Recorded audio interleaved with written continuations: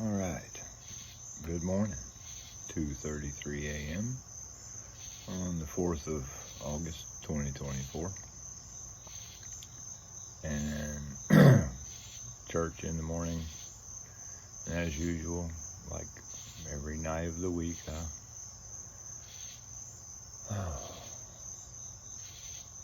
sit around and enjoy the silence, listen to a lot of stupid YouTube videos, and I was watching one by Joe Kirby, Off the Curb Ministries, and it was about the Olympics, and it prompted a thought that I've never heard anyone preach on, and my mind just started going, and here I am.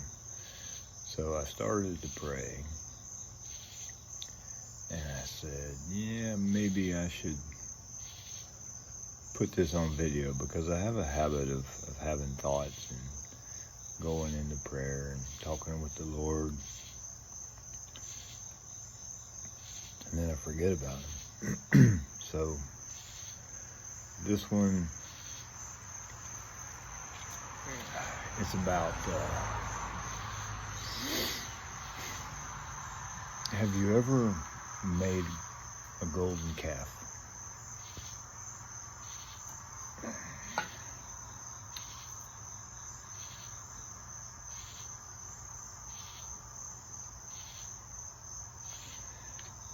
It occurred to me that, and I'll have to go back and read it, I haven't read it in quite a while, that when Moses went on the mountain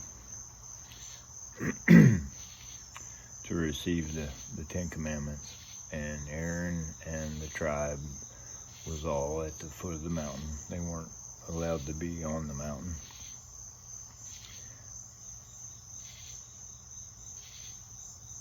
And Aaron took all the jewelry and they made a golden calf to worship.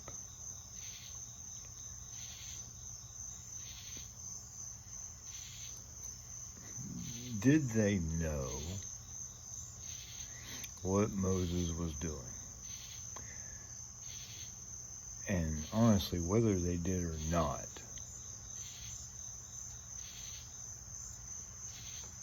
why was it so important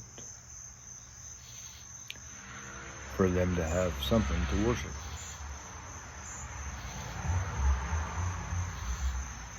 Okay, my thought process is, apparently it was in them to have strong desire or a need to worship, or sacrifice.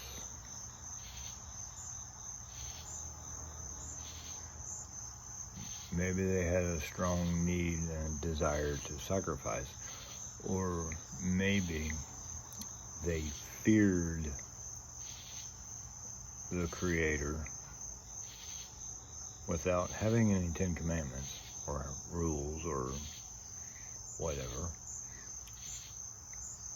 Either they needed to worship, they needed to sacrifice, or they desperately feared a God, or maybe it was the living God. Whatever reason, while they were waiting on Moses, they did this. And the thought process is what intrigues me. We today walk around, so many people walk around as if there is no God, no desire to sacrifice, no desire to worship, and no fear of a creator of any kind. That's a lot of the world is like that. And so when I started praying, and that was my question, it came out of my mouth immediately that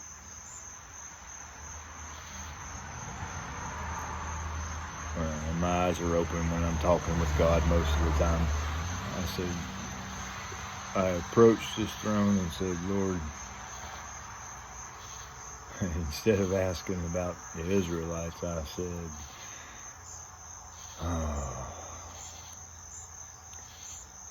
I have made many golden calves. And I was instantly convicted.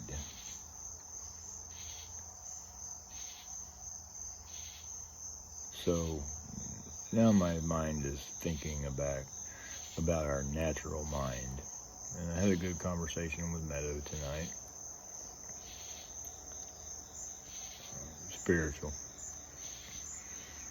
About her fear of heights and how that can be overcome. And I believe that fear is just a response, a conscious, oftentimes, response from our natural brain in our natural bodies. And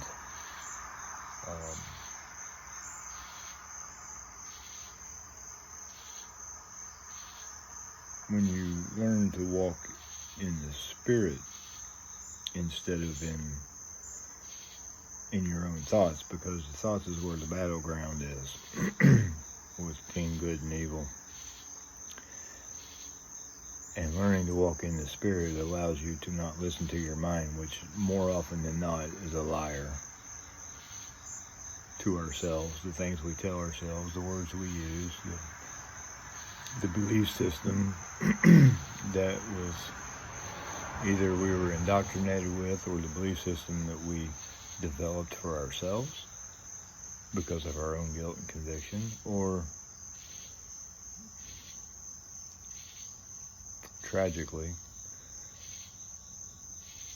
the things that we think in our head that went uncorrected by other people because they have those same thoughts and wasn't corrected either. So here we go back to our mind being a primal instrument given to us in a fallen world, apart from God, not knowing nor desiring the things of God unless it's given to you first.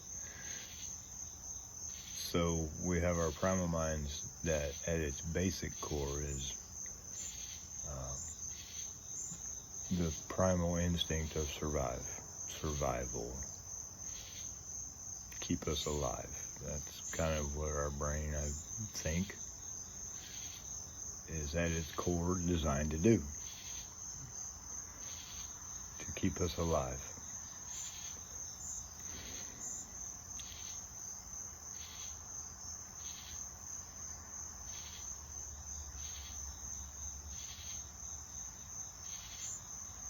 But without fear of God, without desire to worship or desire to sacrifice,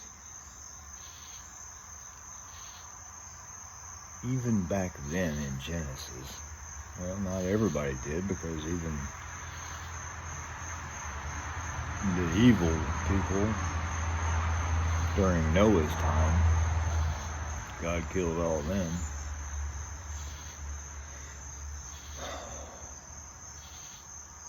They didn't have a desire to worship or sacrifice and didn't fear God, and that's why they were all killed, because they were evil in nature. But why did the Israelites at the foot of the mountain have such either strong fear or strong desire to make a golden calf?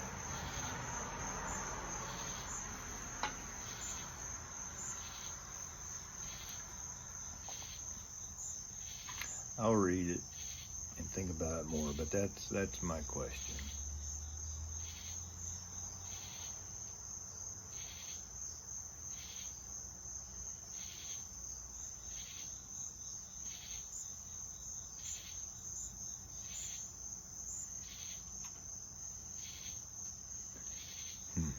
His chosen people did,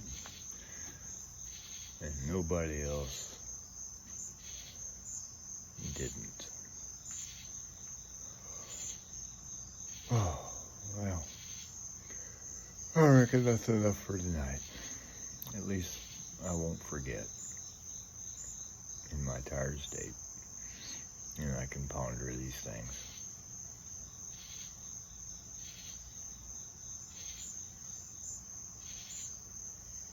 Maybe you can too. Do you desire to worship something?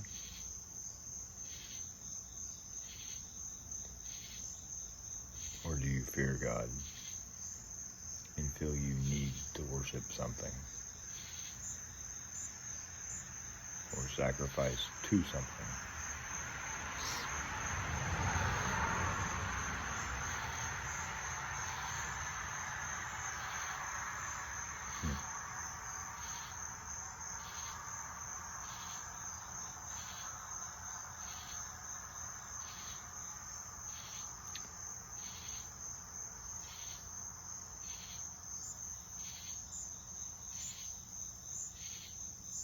All right. Well, that's enough.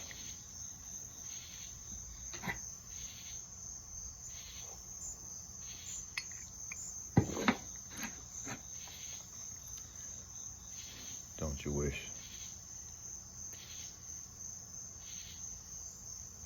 Maybe we should pray that the hearts of men